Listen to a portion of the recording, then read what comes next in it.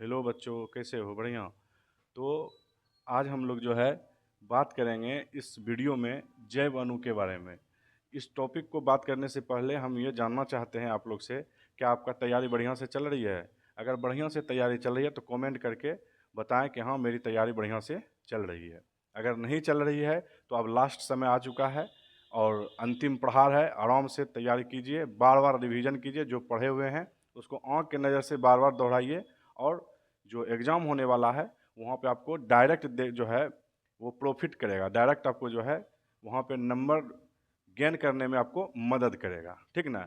तो हम आते हैं अपना टॉपिक पे। ज़्यादा हम बात नहीं करेंगे, अपना टॉपिक पे आएंगे। अपना टॉपिक है जैव अणु। तो जैव अणु ये कार्बनिक रसायन का एक अध्याय है जो कि परीक्षा के पॉइंट ऑफ व्यू से बहुत ही इम्पोर्टेंट है। आज हम लोग इसी का डिस्कशन करेंगे और इसी से देखेंगे कि जो एग्ज़ाम में प्रश्न पूछे जाते हैं वह किस प्रकार से प्रश्न पूछे जाएंगे और कितना नंबर का प्रश्न पूछा जाएगा। तो सबसे पहले ये जान लीजिए कि जैव अणु चैप्टर से आपको 5 से 6 नंबर देखने के लिए आपको डायरेक्ट बोर्ड में मिलता है। और इसमें भी कुछ स्पेसिफिक टॉपिक है, यानी कुछ विशिष्ट टॉपिक है जो कि डायरेक्ट आपको 5 नंबर का प्रश्न 5 नंबरिया में दे देता है। यानी दीर्घ उत्तरी में जो है डायरेक्ट आपको प्रश्न यहाँ से देखने के लिए मिल जाता है। ठीक है? तो वो कौन सा टॉपिक है वो सब का हम एक एक करके बात करेंगे। तो सबसे पहले हम लोग जान लेते हैं कि जैव अणु आखिर है क्या। तो जैव अणु का अगर बात किया जाए तो आप एक नाम सुने होंगे कार्बोहाइड्रेट का।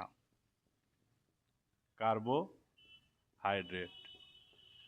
और दूसरा नाम सुने होंगे विटामिन का, या तीसरा भी नाम सुने होंगे प्रोटीन का। और एक और नाम सुने होंगे जिसको न्यूक्लिक अम्ल बोलते हैं, ये भी हमारे शरीर में मौजूद है। एक नाम सुने होंगे एमिनो अम्ल। ये सब जो देख पा रहे हैं हम टॉपिक, ये सब जैव अणु है। और ये जैव अणु करता क्या है? तो ये जैव अणु कहीं ना कहीं हमारे शरीर के लिए आवश्यक होता है। अगर कार्बोहाइड्रेट अगर हमारे शरीर को नहीं मिले तो मेरा जो कार्य क्षमता होगा, जो काम करने का क्षमता होगा, वो कम रहेगा। क्यों कम रहेगा? तो कार्बोहाइड्रेट हमको ऊर्जा प्रदान करता है। क्या प्रदान करता है? ऊर्जा, यानी डायरेक्ट एनर्जी देता है। जैसे कि खिलाड़ी लोग को देखते होंगे कि जैसे थक जाते हैं तो थकने के बाद जो है उसको एक ड्रिंक मिलता है, एक ड्रिंक पिलाया जाता है जो कि नीला कलर का होता है। उसमें कार्बोहाइड्रेट भरा हुआ होता है, ताकि उसको पीने के बाद जो है वो तुरंत एनर्जी महसूस करता है और बढ़िया से रिफ्रेश एकदम माइंड, उसको लगता है कि हम तरोताजा हैं, कहीं कोई दिक्कत नहीं है, थके हुए हम नहीं हैं। तो कार्बोहाइड्रेट का काम है, वो ऊर्जा प्रदान करता है। और ऊर्जा प्रदान करके हमको दैनिक जीवन में ये जो है मदद करते हैं कि हम और काम कर सकें। अगर कार्बोहाइड्रेट नहीं मिले तो हम लोग का ऊर्जा प्रदान नहीं होगा। अगर ऊर्जा नहीं मिलेगा तो जो मेरा कार्य क्षमता है वो कम हो जाएगा। ठीक है? तो ये कार्बोहाइड्रेट है। और कार्बोहाइड्रेट एक प्रकार का क्या है? जैव अणु है। अच्छा, विटामिन। हम लोग सब जानते हैं कि विटामिन भी हमारे शरीर के लिए बहुत ही आवश्यक है। कुछ विटामिन हमारे शरीर में जनरेट होते हैं, कुछ हमको बाहर से लेने की आवश्यकता होती है। ठीक है? अब जैसे प्रोटीन, अगर प्रोटीन का बात किया जाए तो प्रोटीन भी एक प्रकार का जैव अणु ही है। ये बायो मॉलिक्यूल्स ही है। ठीक ना? ये सब एक प्रकार का निर्जीव चीज होता है, इसमें कोई जीवन नहीं होता है, ये निर्जीव वस्तु है। और ये लेकिन निर्जीव होते हुए भी लेकिन जो जीवित व्यक्ति है या जीवित प्राणी है उसके लिए ये वृद्धि का काम करता है और ऊर्जा का काम करता है। ठीक ना? तो अब प्रोटीन का बात कर रहे हैं जैसे हम, तो प्रोटीन भी क्या है कि अगर हम प्रोटीन नहीं लें शरीर को, या शरीर में हम प्रोटीन को नहीं दें, पोषक तत्व तो नहीं देंगे, तो जो मेरा ग्रोथ रेट है, जो ग्रोथ है वो रुक जाएगा। और ज़्यादा अगर पोषक तत्व की कमी होने लगती है तो वही व्यक्ति या वही जो है आदमी कुपोषण का शिकार हो जाता है। लंबा समय तक अगर किसी व्यक्ति को प्रोटीन नहीं मिले, पोषक तत्व नहीं मिले, तो वही कुपोषण का शिकार हो जाएगा। ठीक ना? और रहा न्यूक्लिक अम्ल, तो हम लोग नाम सुने हैं डीएनए और आरएनए। अगर हम लोग का पहचान की बात किया जाए तो जो है, अगर हम लोग का पहचान किया जाए तो हम लोग का पहचान डीएनए के माध्यम से ही होती है। ठीक है? और एमिनो अम्ल या एमिनो अम्ल भी हमारे शरीर में ही मौजूद होते हैं। तो ये सब जो है एक प्रकार का क्या है? जैव अणु है। तो इन सबों में सबसे ज़्यादा जो हम टॉपिक लिखे हुए हैं ये सारा इम्पोर्टेंट है, कहीं ना कहीं जो है ये आपको बोर्ड एग्जाम में देखने के लिए मिल जाता है। एक साल में या हो सकता है कि नेक्स्ट ईयर वो दे देता है या चेंज कर करके पूछते रहता है। तो हम लोग इसी को आज एक एक करके समझने का प्रयास करेंगे। तो उसमें सबसे पहले हम लोग जैव अणु का परिभाषा देख लें। तो परिभाषा क्या हो सकता है? तो वे पदार्थ जो जीवन का आधार माना जाता है, यानी जीवन के लिए आधार है, बेस का काम करता है, या जीवित प्राणियों की वृद्धि एवं विकास के लिए, वही अभी हम जो बात किए, ग्रोथ यानी वृद्धि, यानी ग्रोथ रुक जाएगा अगर ये इनमें से कोई भी चीज़ का कमी हुआ, या जो है विकास, ये दोनों में सहायता करता है। तो वे क्या कहलाएंगे? जैव अणु कहलाएंगे। जैसे कि एग्जांपल में वही कार्बोहाइड्रेट, प्रोटीन, विटामिन, एमिनो अम्ल, न्यूक्लिक अम्ल, ये सब है। ठीक ना? अच्छा, हम लोग ये भी जानते हैं कि प्रत्येक व्यक्ति या जो उसका शरीर का बनावट होता है वो क्या होता है, उसका सबसे सूक्ष्मतम इकाई क्या होता है? तो हम लोग सब जानते हैं क्या होता है, कोशिका होता है। तो वही हम लिखे हुए हैं कि समस्त जीवधारी कोशिका के बने होते हैं, जिसे जीवन की अति सूक्ष्म संरचना तथा क्रियात्मक इकाई माना जाता है। कोशिका में 70% जल तथा शेष कार्बनिक यौगिक उपस्थित होते हैं। यानी कोशिका हमारा जीवन का जो है अति सूक्ष्म और संरचनात्मक या क्रियात्मक इकाई है। जैसे कि हम लोग पढ़ते हैं ना, या पढ़े हैं कि पदार्थ का सबसे सूक्ष्मतम कण जो होता है वो परमाणु होता है, वैसे ही हमारा शरीर का सबसे सूक्ष्मतम कण जो होता है वो सूक्ष्मतम कण कौन होगा? कोशिका। क्या होगा? कोशिका। कैसे? अगर हम देखें, कोशिका कई कोशिका मिलकर बाबू जो है दो या दो कोशिकाओं से मिलकर ऊतक बनता है, कई ऊतकों को मिलकर अंग बनता है, और कई अंग को मिलकर तब जाके शरीर का निर्माण होता है, बॉडी का निर्माण होता है। तो अब यही कोशिका क्या है? सबसे क्रियात्मक इकाई है, सबसे सूक्ष्मतम इकाई है। तो अब ये कोशिका में 70% क्या है मेरा? जल उपस्थित होता है, पानी उपस्थित होता है। बाद बाकी जो 30% है वो कार्बनिक यौगिक होता है। क्या होता है? कार्बनिक यौगिक। तो अब वो कार्बनिक यौगिक भी दो प्रकार का हो सकता है, एक होता है सूक्ष्म, एक होता है बृहद। सूक्ष्म का मतलब हो गया ज़्यादा से ज़्यादा उसमें कार्बन जो परमाणुओं की संख्या होगा वो 30 तक जा सकता है। कितना? 30 तक। अगर बृहद का बात किया जाए तो उससे भी ज़्यादा हो जाता है, 30 से भी ज़्यादा। तो 30 से ज़्यादा का मतलब क्या हो जाएगा? तो बहुलक हो जाता है, वह बहुलक प्रकृति का अणु होता है, यानी बहुत सारा मिलके जो है एक अणु का निर्माण करता है, तो उसी को हम बृहद बोलेंगे। ठीक ना? तो एक एक करके अगर आप लोग स्क्रीनशॉट मारना चाहते हैं इसको मार के, हम उम्मीद करते हैं कि स्क्रीनशॉट मार लिए होंगे।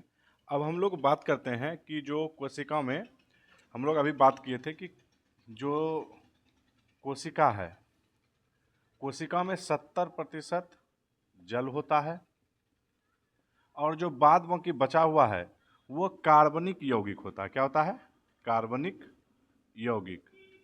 अब ये कार्बनिक यौगिक जो है दो प्रकार का हो सकता है, एक सूक्ष्म अणु का कार्बनिक यौगिक हो सकता है और दूसरा बृहद अणु का कार्बनिक यौगिक हो सकता है। सूक्ष्म अणु किसको बोलेंगे या सूक्ष्म कार्बनिक यौगिक किसको बोलेंगे? तो उसमें क्या होता है, जो कार्बन परमाणुओं की संख्या होगा वो 30 तक होगा, 30 से ज़्यादा नहीं होगा, तो उसको हम बोलेंगे सूक्ष्म अणु। और एक होता है बृहद अणु। बृहद अणु किसको बोलेंगे? जो बृहद अणु होता है या बृहद कार्बनिक अणु होता है, उसमें क्या होता है, वो एक बहुलक प्रकृति का होता है, यानी एकलक जो है बहुत सारा उसमें मिला हुआ था। हम बहुलक का भी बात करेंगे, जो आगे जो चैप्टर आने वाला है उसमें बहुलक एक चैप्टर ही है पूरा। जैसे नाम सुनेंगे नायलॉन का, बेकेलाइट का, ये सब जो है एक प्रकार का बहुलक है, उसका भी हम लोग जो है आगे बात करने वाले हैं। ठीक है, लेकिन अभी जो महत्वपूर्ण है हम लोग उसके ऊपर फोकस करेंगे। ठीक है, तो ये अणु बहुलक प्रकृति के होते हैं। जैसे कि इसमें कौन आ सकता है, तो कार्बोहाइड्रेट, अभी जिसका बहुत ज़्यादा हम चर्चा किए हैं तुरंत, कि कार्बोहाइड्रेट हमको क्या करता है? एनर्जी प्रदान करता है। प्रोटीन जो हमारे शरीर के लिए पोषक तत्व का काम करता है। न्यूक्लिक अम्ल जो डीएनए आरएनए यानी हमारा पहचान जो है कौन बताता है? न्यूक्लिक अम्ल ही बताता है। तो हम लोग ये सबको क्या बोल देंगे? बृहद अणु है। क्या है? बृहद अणु। तो जल्दी से इसका भी स्क्रीनशॉट लीजिए। तब हम लोग जो है बार बार एक शब्द आ रहा है कार्बोहाइड्रेट, इसके बारे में पढ़ेंगे। ठीक है, हम उम्मीद करते हैं कि स्क्रीनशॉट ले लिए होंगे। अब हम लोग देखते हैं आगे। तो याद रहेगा ना कि कोशिका में 70% कौन उपस्थित होता है, तो जल, और मतलब बाद बाकी कौन है, तो बाद बाकी अगर बात करेगा तो बता देना कार्बनिक यौगिक होता है। अच्छा, कार्बनिक यौगिक भी उसमें जो उपस्थित होता है वह कितने प्रकार का हो सकता है, तो 2 प्रकार का। कौन, तो एक होता है सूक्ष्म, दूसरा होता है बृहद। सूक्ष्म में कार्बन परमाणुओं की संख्या कितना होगा, अधिकतम 30 होगा, 30 से ज़्यादा नहीं होगा। अच्छा, बृहद, बृहद किसको बोलेंगे, ये जो अणु होगा बहुलक प्रकृति का होगा। इसका जो महत्वपूर्ण एग्जाम्पल्स है कार्बोहाइड्रेट, प्रोटीन या न्यूक्लिक अम्ल, ये सब इसका इम्पोर्टेंट मतलब एग्जाम्पल्स है। किसका, तो बृहद अणु का। तो जो बार बार शब्द कार्बोहाइड्रेट आ रहा है, अब इसको हम पढ़ने का प्रयास करेंगे। और प्रीवियस ईयर में भी जो है ये बार बार यहां से प्रश्न पूछा गया है। कार्बोहाइड्रेट,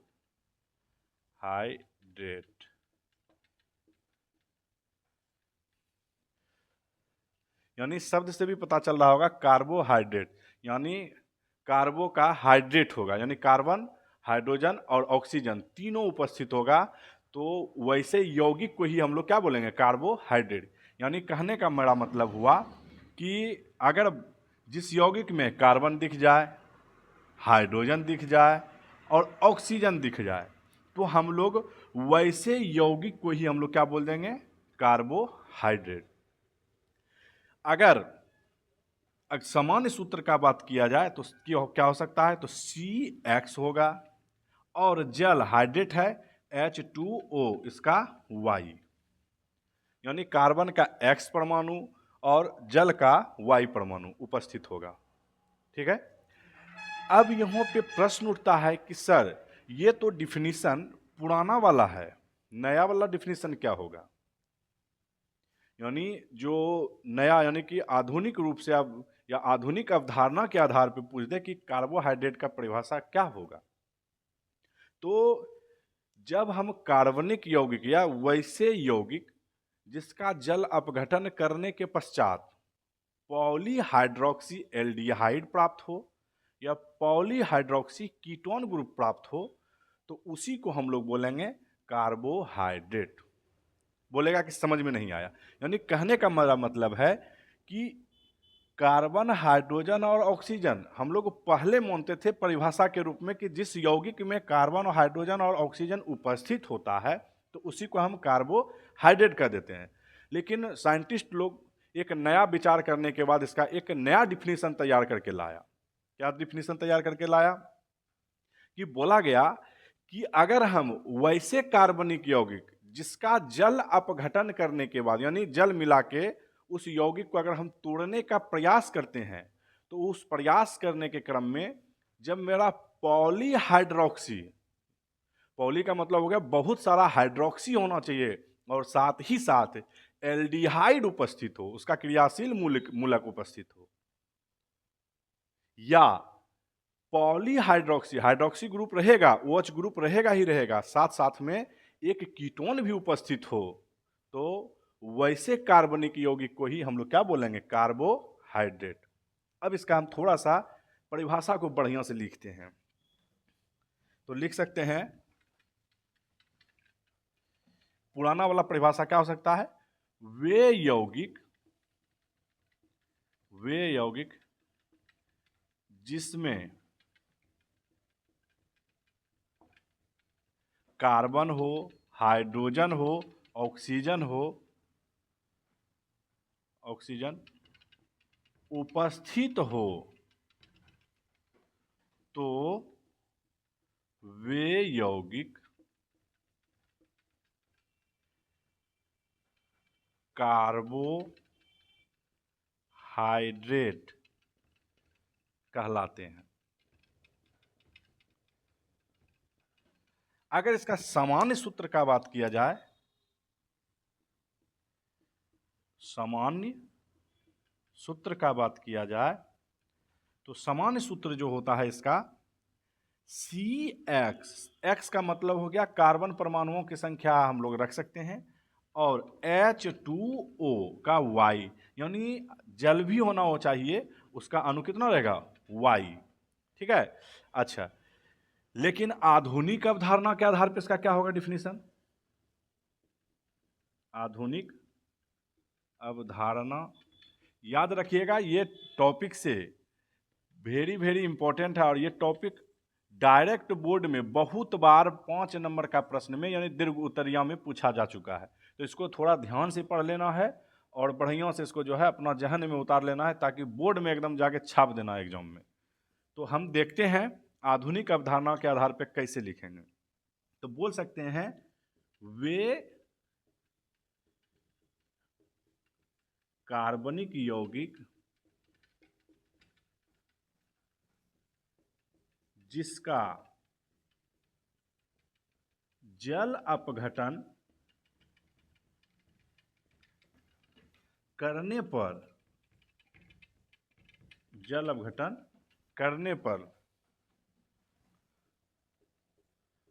पॉलीहाइड्रोक्सी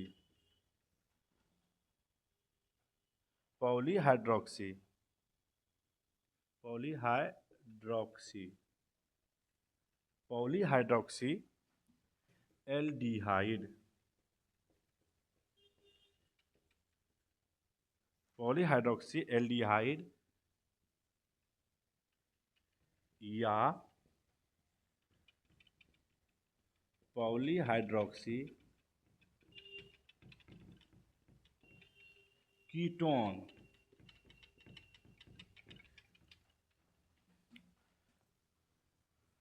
प्राप्त होते हैं तो वे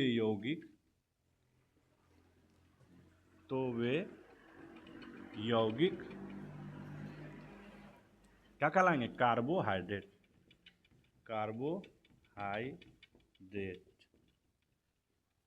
कहलाते हैं।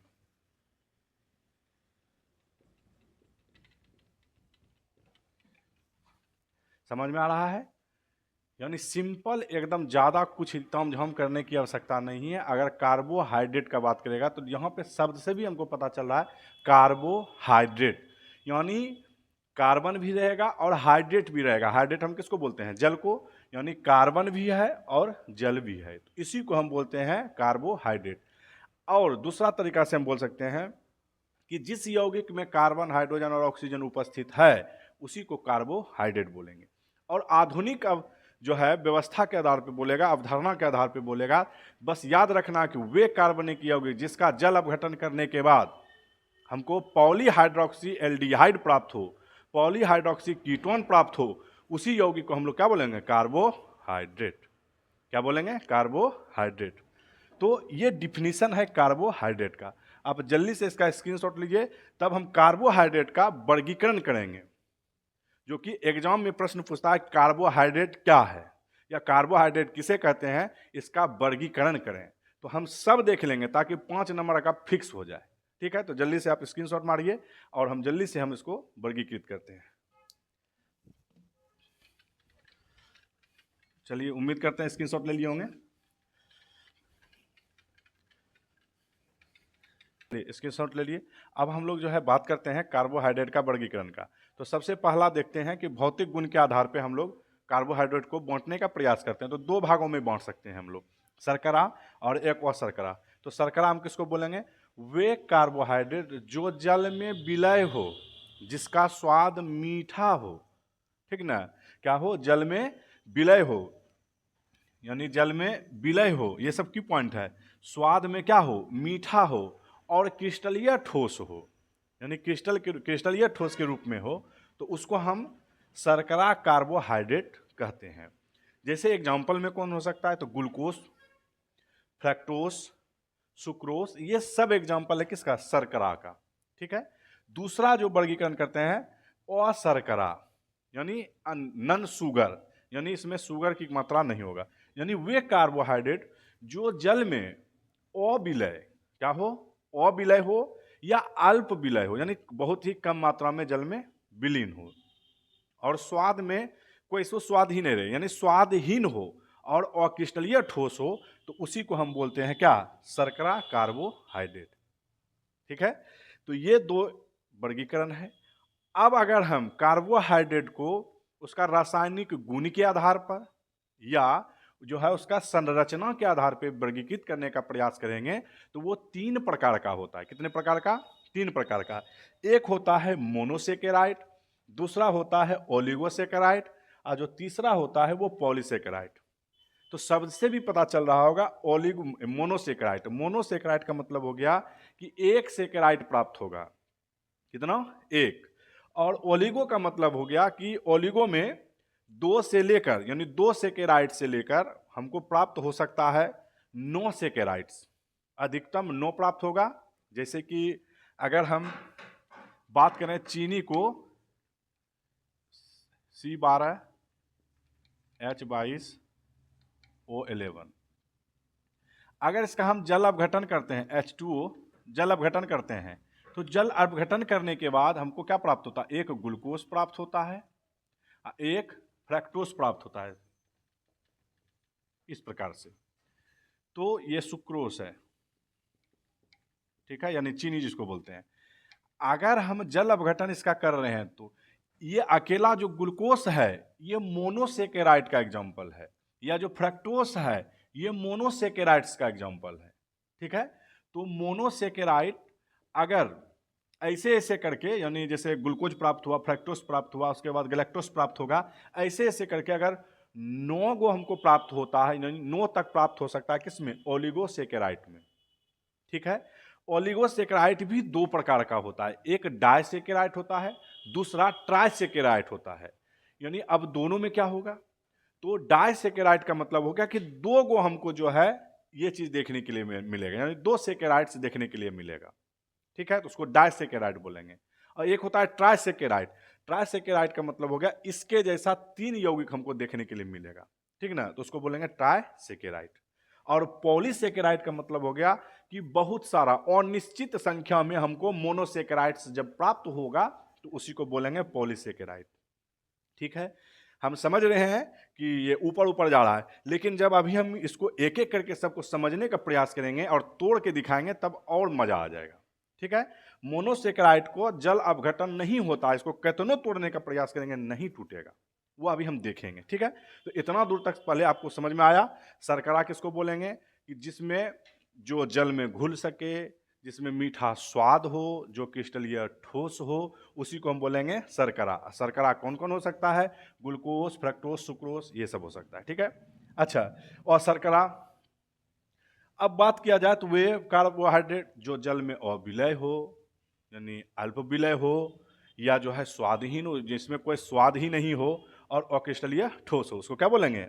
वह शर्करा, ठीक है। अच्छा, रासायनिक गुण के आधार पे कार्बोहाइड्रेट को बांट रहे हैं, मोनोसेकेराइड, ओलिगोसेकेराइड, पॉलीसेकेराइड। ओलिगोसेकेराइड भी 2 प्रकार का, मोनोसेकेराइड और डाइसेकेराइड, सॉरी डाइसेकेराइड और ट्राइसेकेराइड। एक एक करके हम देखने का प्रयास करते हैं, ठीक है। तो अब प्रश्न उठता है कि सेकेराइड क्या है? तो मीठा स्वाद होने के कारण से कार्बोहाइड्रेट को ही प्रेम से बुलाते हैं सेकेराइड। क्या बोलते हैं? सेकेराइड, ठीक है। अब हम लोग जो है ये सब तीनों को एक एक करके देखने का प्रयास करेंगे, ठीक है। तो जल्दी से आप स्क्रीनशॉट लीजिए, उसके बाद हम लोग आगे चलेंगे। ले लिए स्क्रीनशॉट? बहुत अच्छा। तो चलिए स्क्रीनशॉट ले लिए। अब हम लोग बात करते हैं जो कार्बोहाइड्रेट का वर्गीकरण रासायनिक संरचना के आधार पे या रासायनिक गुण के आधार पे हम लोग देख रहे थे। उसमें मोनोसेकेराइड था, ओलिगोसेकेराइड था और पॉलीसेकेराइड था। एक एक करके सबके बारे में यहाँ लिखा हुआ है। मोनोसेकेराइड, तो मोनोसेकेराइड किसको बोलेंगे? ये कार्बोहाइड्रेट का सबसे सरल होता है। क्या होता है? सरल कार्बोहाइड्रेट होता है। कौन? मोनोसेकेराइड। अगर इसको जल में हम या इसका जल अपघटन करने का प्रयास करेंगे मोनोसेकेराइड, तो ये जल अपघटित नहीं होगा। और स्वाद में ये मीठा होता है। कैसा होता है? मीठा होता है। जैसे एग्जाम्पल में ग्लूकोज हो गया, फ्रक्टोस हो गया, देख पा रहे होंगे। यानी कुल मिला के अगर मोनोसेकेराइड का बात किया जाएगा तो इसका जल अपघटन हम लोग नहीं कर सकते हैं। और कार्बोहाइड्रेट का सबसे सरल कार्बोहाइड्रेट होता है कौन? मोनोसेकेराइड, ठीक है। अब हम लोग अगला देखते हैं, ओलिगोसेकेराइड। ओलिगोसेकेराइड किसको बोलते हैं? वे कार्बोहाइड्रेट यानी जिसका जल अपघटन करने के पश्चात 2 या 2 से अधिक सरल अणु के रूप में टूट जाता है, यानी वो बट जाएगा 2 या 2 से अधिक सरल अणु के रूप में, तो उसी को हम लोग बोलेंगे ओलिगोसेकेराइड। हम लिखे हुए हैं, यानी वे कार्बोहाइड्रेट जल अपघटन करने पर 2 या 2 से अधिक दो या दो से अधिक सरल अणु प्राप्त होते हैं तो उसको हम लोग बोल देते हैं ओलिगोसेकेराइड। यानी दो में से कितना, दो होगा। अधिकतम हमको जो है कम से कम 2 गो मिलेगा और अधिकतम हमको 9 गो मोनोसेकेराइड प्राप्त होगा। किसमें? ओलिगोसेकेराइड में। ठीक है, तो उसको बोलते हैं ओलिगोसेकेराइड। ठीक, अब ओलिगोसेकेराइड भी दो प्रकार का, ऐसे होता 3 प्रकार का है, मेन रूप से हम लोग 2 गो लेके चलते हैं। 3 कौन हो सकता है? तो एक होता है डाइसेकेराइड, दूसरा होता है ट्राइसेकेराइड और तीसरा होता है टेट्रासेकेराइड। लेकिन हम लोग 2 को ही मेन रूप से लेके चलते हैं। कौन कौन? तो पहला है डाइसेकेराइड। कौन है? डाइसेकेराइड। तो डाइसेकेराइड हम लोग उसको बोलते हैं वे कार्बोहाइड्रेट जिसका जल अपघटन होने के पश्चात 2 मोनोसेकेराइड प्राप्त हो, यानी 2 गो जो है सरल अणु हमको प्राप्त होगा। कौन कौन? तो एक होगा ग्लूकोज, दूसरा होगा फ्रक्टोज। कैसे? तो हम लोग एग्जाम्पल के रूप में लेते हैं सुक्रोज को। किसको लेते हैं? सुक्रोज को। तो अब देख लीजिए, सुक्रोज बोलेंगे या इसको चीनी बोलें तो C12H12O11 इसका जल अपघटन कर रहे हैं। तो जैसे ही जल अपघटन करते हैं, जैसे ही जल में घुलता है, जल अपघटित होता है, तो हमको मिलता है ग्लूकोज और दूसरा मिलता है फ्रक्टोज। दोनों का संरचना देखने में एक जैसा लगता है लेकिन दोनों अलग चीज है।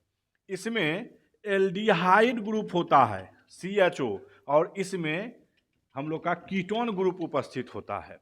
जो शुरू में बताए थे कार्बोहाइड्रेट का परिभाषा में, पॉलीहाइड्रोक्सी एल्डिहाइड, पॉलीहाइड्रोक्सी कीटोन जब प्राप्त होता है तो उसी को हम लोग बोलते हैं क्या? कार्बोहाइड्रेट। देख लीजिए यहाँ ग्लूकोज में कौन उपस्थित होगा?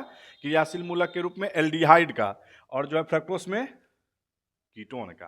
ठीक है, अच्छा, ये तो बात हो गया डाइसेकेराइड का। ओलिगोसेकेराइड का पहला जो प्रकार था डाइसेकेराइड, अब दूसरा है ट्राइसेकेराइड। ट्राई का मतलब शब्द से भी पता चल रहा है, ट्राई मतलब 3। तो यहाँ पे जो मोनोसेकेराइड्स प्राप्त होंगे वो 3 गो प्राप्त होंगे। कितने? 3। तो कह सकते हैं इसका परिभाषा कि इनका जल अपघटन करने के बाद, किसका? ट्राइसेकेराइड का जल अपघटन करने के पश्चात वो 3 मोनोसेकेराइड में जब वर्गीकृत हो जाएगा, बट जाएगा, तो उसी को हम बोलते हैं ट्राइसेकेराइड। ठीक है, जैसे कि रेफिनोस है यहाँ पे। कौन है? रेफिनोस। रेफिनोस। जैसे ही रेफिनोस का हम जल अपघटन करते हैं तो हमको एक मिलता है गैलेक्टोज, दूसरा मिलता है ग्लूकोज, तीसरा मिलता है फ्रक्टोज। तो क्या को मिला? मोनोसेकेराइड। 3 गो, 1 2 3। ठीक है, फिर हम बोल रहे हैं मोनोसेकेराइड एक सरल कार्बोहाइड्रेट है, उसका जल अपघटन नहीं कर सकते हैं। ठीक है, फिर दूसरा है ओलिगोसेकेराइड जिसका जल अपघटन करने के पश्चात 2 या 2 से अधिक सरल अणु हमको मिल सकता है। अधिकतम 9 गो और न्यूनतम 2 गो, कम से कम 2 गो मिलेगा। ठीक है, ओलिगोसेकेराइड। ओलिगोसेकेराइड मुख्य रूप से 2 प्रकार का, डाइसेकेराइड, ट्राइसेकेराइड।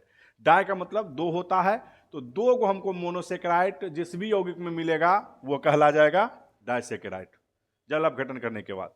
जो है दूसरा प्रकार में क्या होगा कि इनका जल अपघटन जब करेंगे इन यौगिक का, तो हमको 3 गो बाबू जो है मोनोसेकेराइड प्राप्त हो गया, तो उसको बोलेंगे ट्राइसेकेराइड। ठीक है, चलिए, बहुत अच्छा। तो ये प्रकार था इधर। लास्ट बचा हुआ है पॉलीसेकेराइड। ठीक है, अब पॉलीसेकेराइड में हम लोग किसको बोलते हैं? तो हम देख सकते हैं ये पॉली का मतलब होता है बहुत सारा और निश्चित संख्या में। ठीक ना, तो अनिश्चित संख्या में क्या होगा देख ले। जैसे कि पॉलीसेकेराइड वे कार्बोहाइड्रेट जिनका एक अणु जल अपघटन करे, सोच लीजिए एक अणु का जल अपघटन करने पर अनिश्चित संख्या में, कोई उसका गिनती नहीं है, अनिश्चित संख्या में मोनोसेकेराइड्स अणु देता है, पॉलीसेकेराइड कहलाता है। जैसे एग्जांपल में स्टार्च है, सेल्यूलोज है, इसका जब जल अपघटन करेंगे तो जल अपघटन करने के बाद अनंत मतलब जो है n संख्या में हमको ग्लूकोज प्राप्त होता है। जैसे कि यहाँ पे लिखे होंगे C6H10 और उसके बाद O5 का होल n प्लस NH2O। अब देख पा रहे हैं ग्लूकोज हमको n संख्या में प्राप्त हो रहा है, यानी कि इसकी संख्या जितना हम इसकी मात्रा बढ़ाएंगे उतना हमको n की मतलब ग्लूकोज की संख्या अधिक मात्रा में प्राप्त होगा। ठीक है, हम उम्मीद करते हैं कि ये टॉपिक आपको समझ में बेहतर तरीका से आया होगा। और ये कार्बोहाइड्रेट आपको 5 नंबर का प्रश्न प्रीवियस ईयर में भी पूछा गया है, देख सकते हैं, और परीक्षा के पॉइंट ऑफ व्यू से ये टॉपिक इंपॉर्टेंट है। ठीक है, तो मेरा कोशिश रहा कि आप लोग को समझा सके। ठीक है, अगर आपको ये समझ में आया तो वीडियो को लाइक करना है, शेयर करना है। अगर नए नए हैं आप इस चैनल पे तो चैनल को सब्सक्राइब करना है। ठीक है, आज बस इतना ही, फिर हम नेक्स्ट क्लास में मिलते हैं। ठीक है, थैंक यू।